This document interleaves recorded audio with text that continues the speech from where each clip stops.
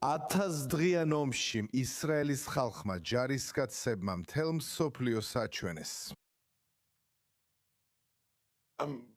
გასაოცარი გამჭრია ხობა და მოხერხებულობა, რომელიც საუკუნეების განმავლობაში დარჩება ისტორიაში.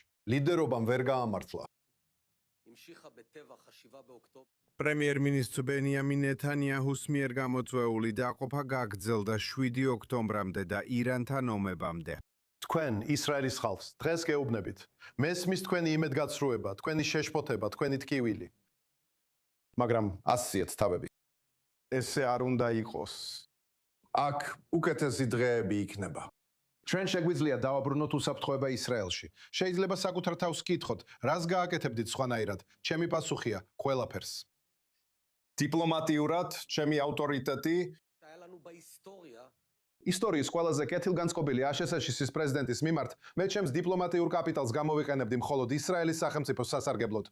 თქვენთვის როგორც მოქალაქეებისთვის, რადგან მე მხოლოდ თქვენ გემსახურებოდით სამხედრო სამსახურში.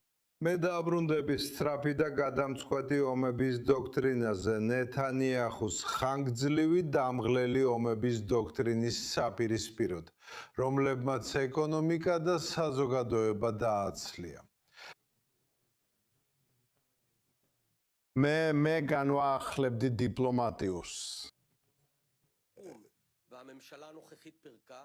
ისლამური საჯარო დიპლომატიის ოფისი, რომელიც სწორად წარადგენს ისრაელის საქმეს მსოფლიოში, გლობალურ არენაზე და არ მისცემს TikTok-სა და პროპაგანდას საშუალებას დაიფხრონ გლობალური დისკურსი.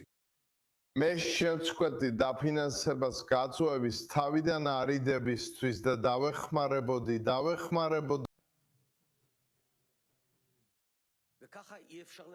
და მათ გარეშე ვერ გაიმარჯვებ.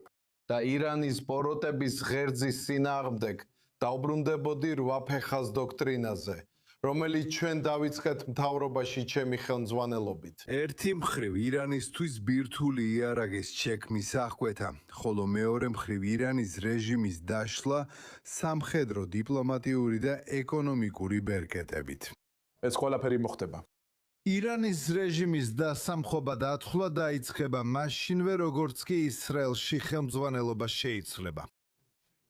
პასუხისმგებელი ხელმძღვანელობა, რომელიც დააბრუნებს უსაფრთხოებას ისრაელში, რომელიც მთელი გულით იზრუნებს თქვენზე, ისრაელის მოქალაქეებზე.